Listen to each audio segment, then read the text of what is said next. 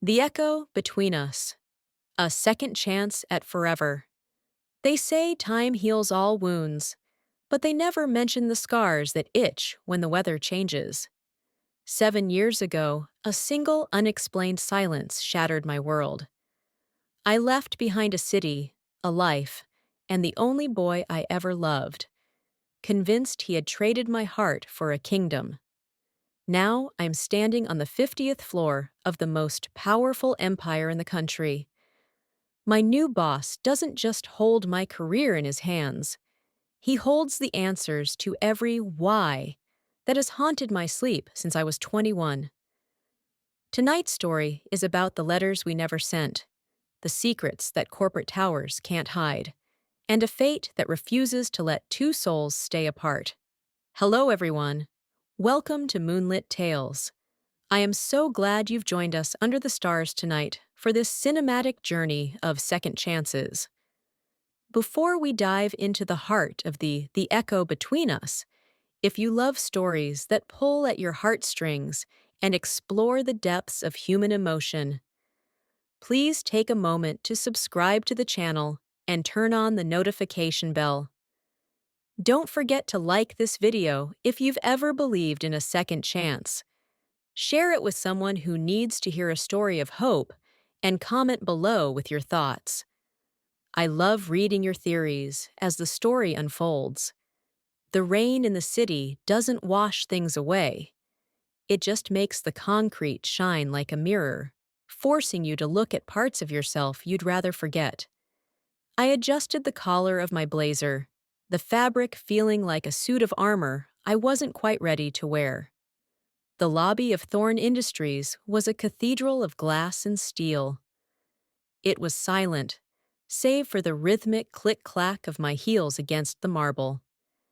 Every step felt like a countdown. I looked at my reflection in the elevator doors. My eyes looked tired, or maybe just haunted by the ghosts of a life I'd lived 7 years ago. I didn't know then that the man behind the name on the building was the same man who used to share a $5 pizza with me under the stars. I didn't know that E. Thorne wasn't just a CEO. He was Elias, my Elias.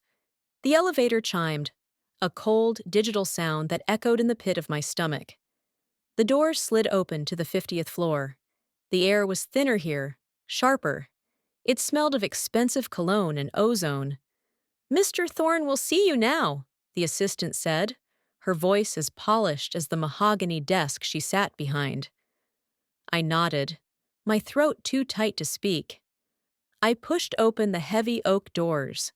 The office was vast, floor-to-ceiling windows overlooking a city that looked like a circuit board.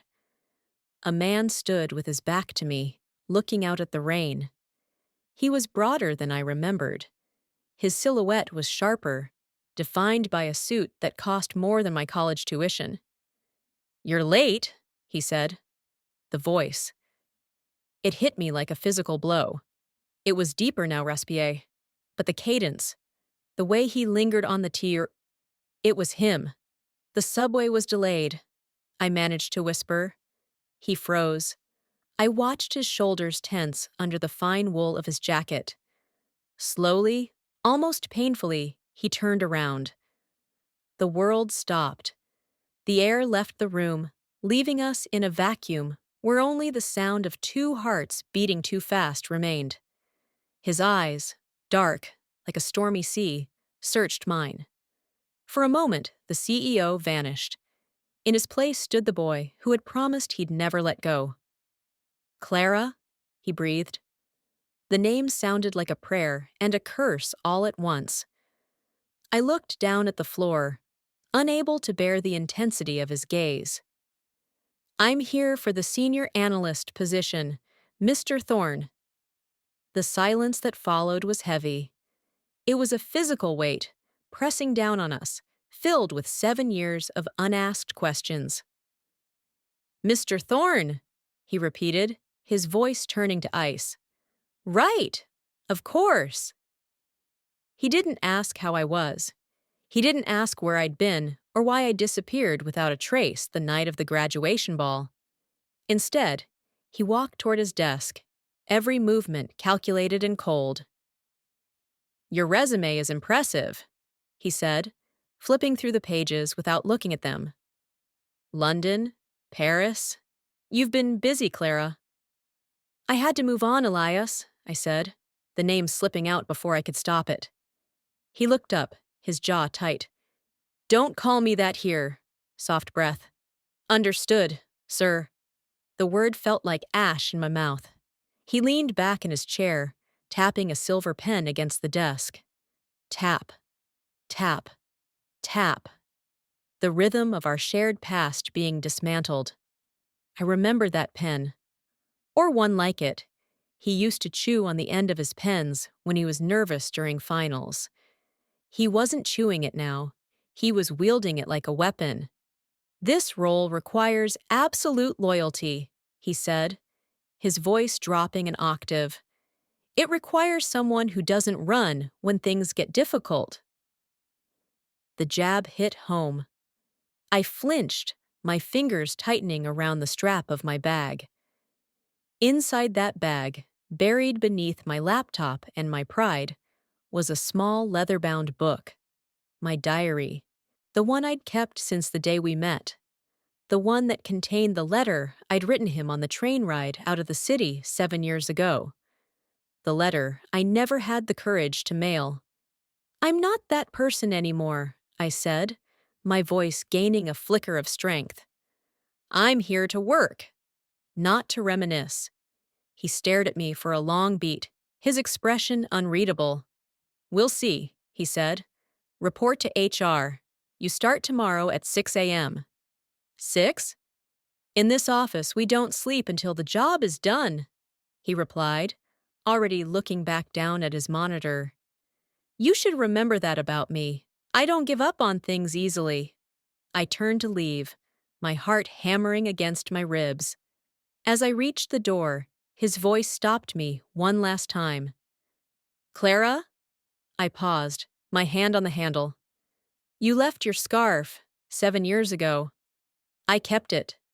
I didn't turn around. I couldn't. "Keep it, Elias. It doesn't fit me anymore." The door clicked shut behind me, but the ghost of his gaze followed me all the way to the street. Working for Elias Thorne was a descent into a beautiful, high-stakes purgatory. Every morning, the sun would bleed over the horizon, and I would be there, sitting 3 desks away from the man who used to know the exact way I liked my coffee. He treated me like a stranger. Worse, he treated me like a machine. "The quarterly reports are late, Vance. I need the merger files on my desk by midnight." "Is this the best you can do?" Each word was a brick in a wall he was building between us. But sometimes the wall cracked. I'd catch him looking at me when he thought I was buried in spreadsheets, a look of pure, unadulterated longing that would vanish the moment I looked up. I found myself staying later and later, not because of the work, but because the office was the only place I felt close to him. The silence of the 50th floor at 2 a.m. was different. The fluorescent lights hummed a low, lonely tune. One night, the rain was particularly heavy, a rhythmic drumming against the glass that felt like a heartbeat. I was walking past his office to the break room when I saw the door ajar. The lights were dim. Elias was slumped in his chair, his head back, eyes closed. He looked vulnerable. The sharp edges of the CEO were softened by exhaustion. On his desk, next to a half-empty glass of scotch, was a familiar object. A blue silk scarf, frayed at the edges, faded. My breath hitched. He really had kept it. I stepped into the room, moved by a force I couldn't control. I wanted to touch his hair. I wanted to tell him that I only left because I thought I was holding him back from this very empire. As I reached the desk, my bag slipped from my shoulder. It hit the floor with a heavy thud, the contents spilling across the plush carpet. My diary skittered across the floor, sliding right to the base of his chair. Elias's eyes snapped open. Clara? His voice was thick with sleep and scotch. I scrambled to pick up my things, my face burning. I'm sorry. I'm leaving. But he was faster. He reached down and grabbed the diary before I could. He held it like it was a relic. He recognized it. The weathered leather, the initials burned into the corner. You still have this, he whispered. Give it back, Elias, I pleaded, reaching for it. He stood up, holding it out of my reach.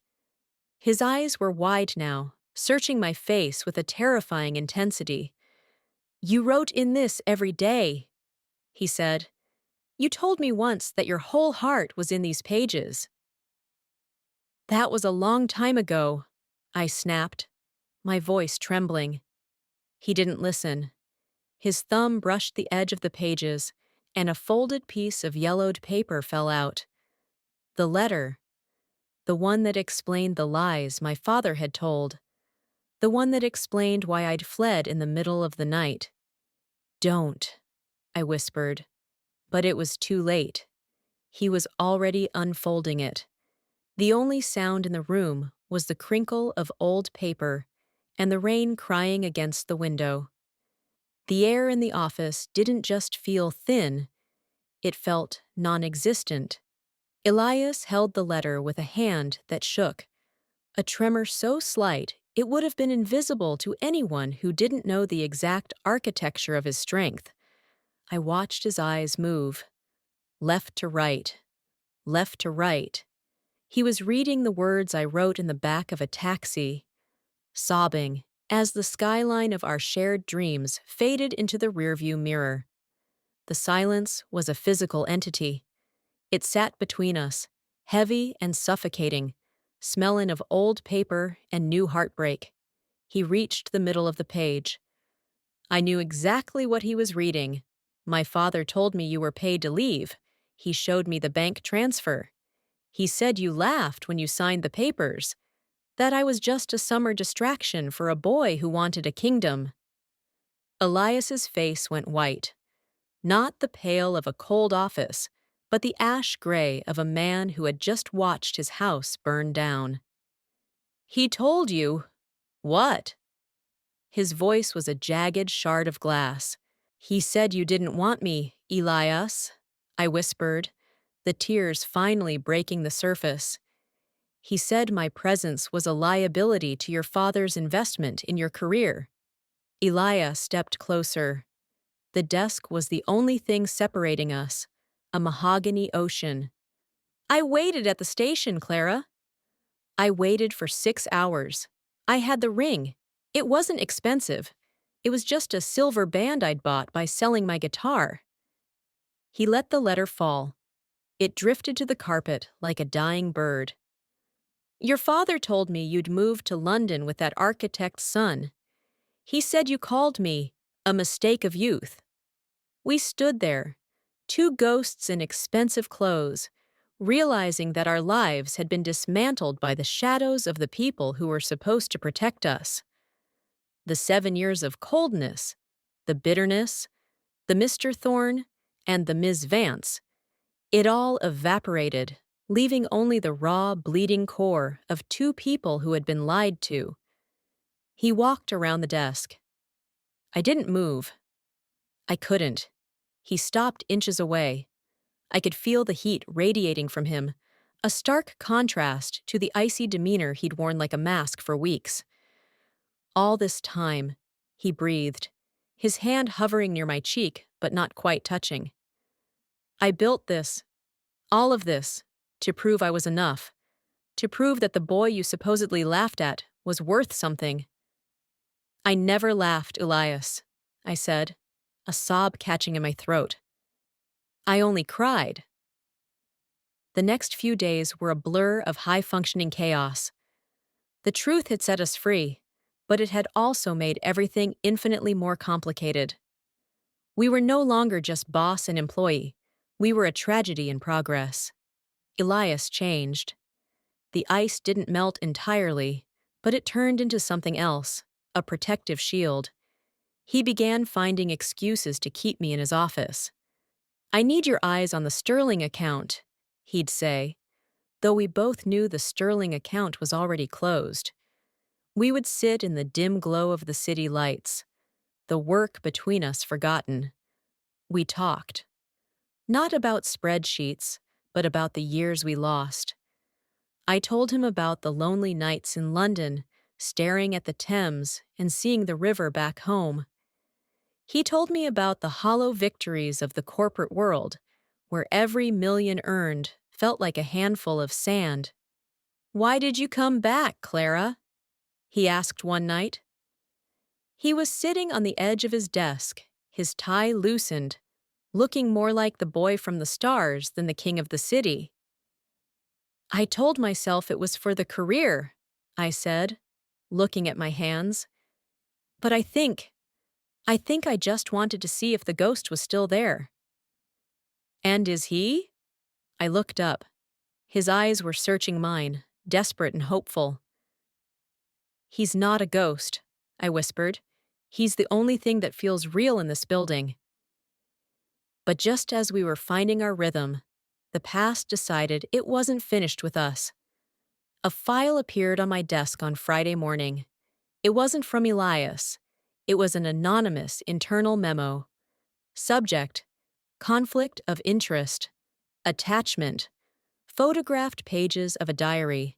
Someone in the office had seen. Someone new. And in the world of Thorne Industries, a scandal involving the CEO and a new hire was a death sentence for a reputation Elias had spent 7 years building. I stood in the center of the break room, the air buzzing with the hushed whispers of my colleagues. They didn't look at me. They looked at the space I occupied, their eyes darting away the moment I made contact. The hidden secrets weren't hidden anymore. I walked into Elias's office without knocking. He was standing by the window, his phone to his ear, his voice low and dangerous. "I don't care who leaked it. Find them, now." He hung up and turned to me. His face was a mask of calculated fury. "Clara, don't listen to them," he said, stepping toward me. "It's out, Elias. The diary. Someone took photos of the pages. They're saying I'm using our past to fast-track my way into the executive suite." "I'll fire them all," he growled. "You can't fire a rumor," I said, my voice surprisingly steady. "And you can't fire the truth." I looked around the opulent office. The marble, the gold, the legacy. This is what they wanted, isn't it? Our fathers. They wanted us to choose this over each other. And if we try to have both, they'll burn this building down around us. Elias gripped the back of his chair, his knuckles white. "Then let it burn," he said. The words hung in the air, defiant and beautiful, but we both knew the weight of them. He had investors. He had thousands of employees. He had a board of directors who were already calling for an emergency meeting.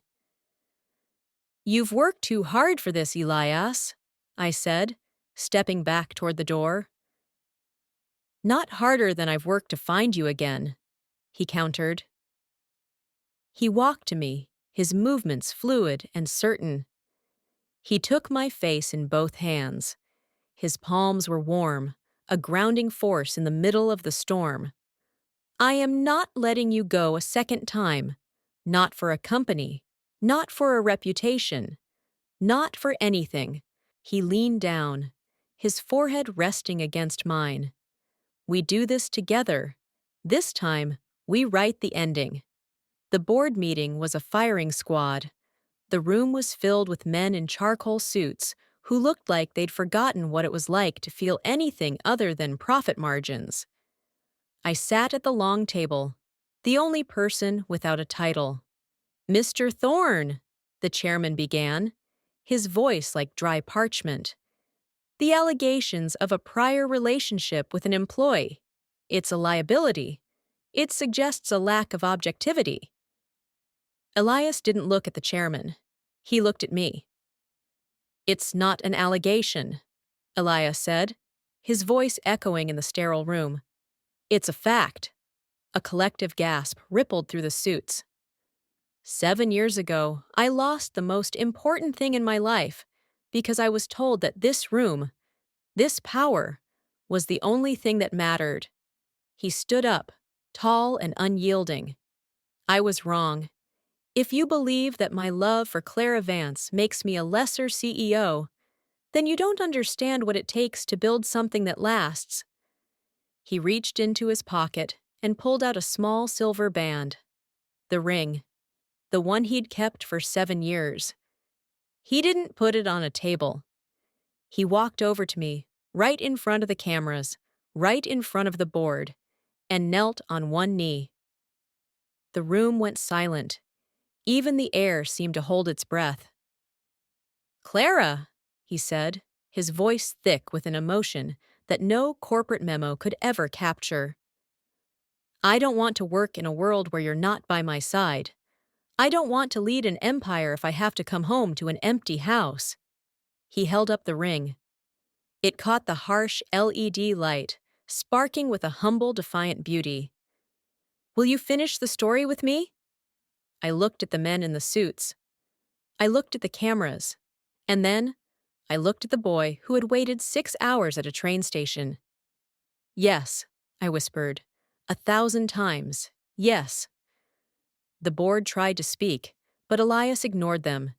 He stood up, slipped the ring onto my finger. It fit perfectly, as if time had stood still just for this moment, and led me out of the boardroom. We didn't take our bags. We didn't take our files. We walked out of the glass tower and into the pouring rain.